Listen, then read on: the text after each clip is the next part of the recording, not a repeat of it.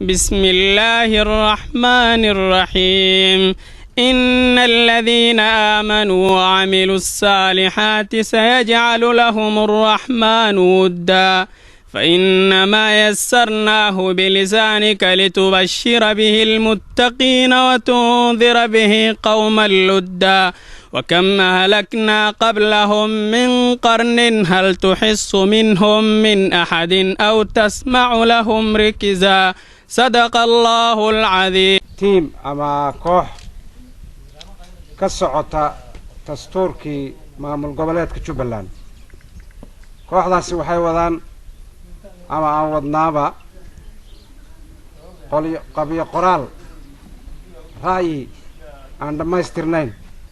oo lagu dhamaystirayo fikirka ka yimaada deegaamada Jubbaland sida la socotaan Gadow waa la soo maray deegaankan Jubbada hoosana waxa laga soo maray degmada Afmadow oo Doobley la tagay maantana waxaynu joognaa badhaadhaynu joognaa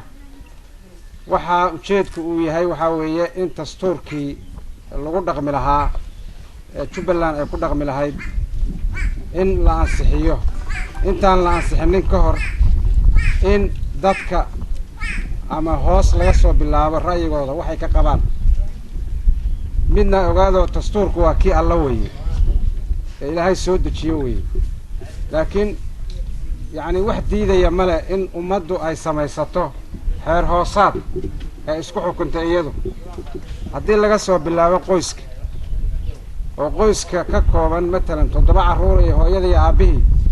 haddii aysan dastuur iyo nidaam aysan samaysan ay ku kala dhaqmaan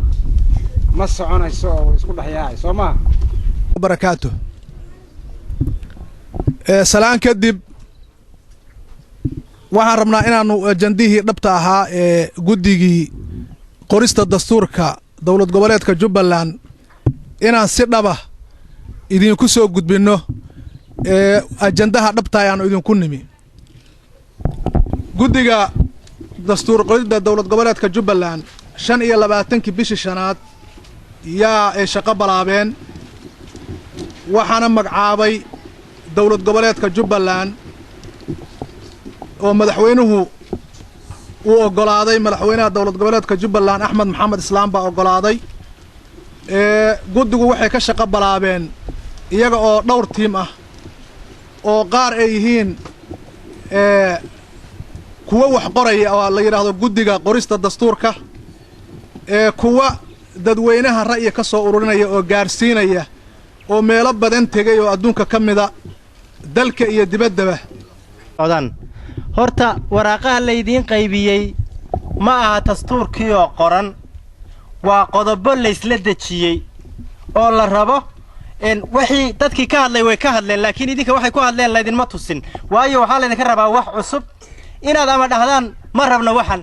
ama aad dhahdaan waanu rabnaa waxaanan u rabnaa in amaanka aad wax ka tidhaahdaan cadaaladda aad wax ka tidhaahdaan hadii Ilaahay ogol yahay horumarka Assalamu alaikum. My name is Major Roba. I am the officer in charge of AMISOM forces in Badade.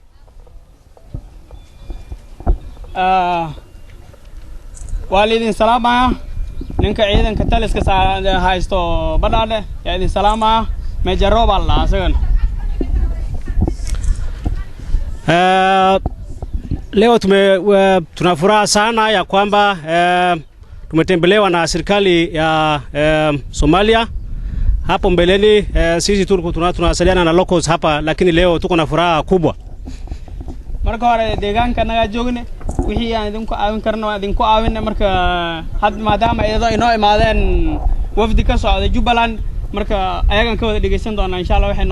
noola imaadeen.